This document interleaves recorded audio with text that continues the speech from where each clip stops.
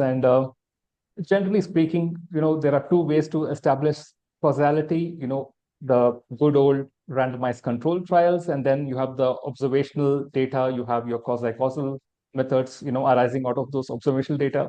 Why is it that RCTs are considered gold standard? Are they really gold standard, first of all? Yes, that's a great question. And I think yes would be the answer to that, which is funny considering most of my work is not with RCTs. But for causal inference, there's assumptions that need to be met.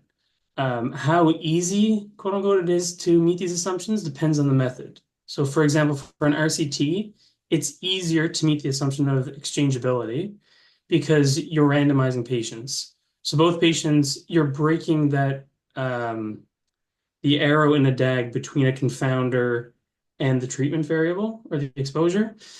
Whereas when you're using a model, you're assuming that you've captured all of it correctly, yet there's no unmeasured confounders. So it really boils down to what assumptions and how easy is it to meet those.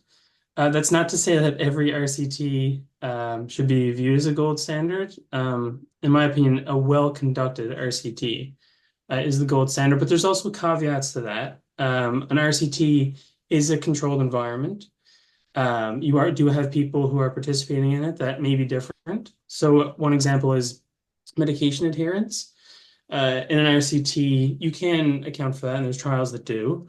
But in the real world, somebody might not, or there might be external factors that weren't accounted for, patients that are potentially sicker. So RCTs are great for asking the question, does this treatment work in this group of people?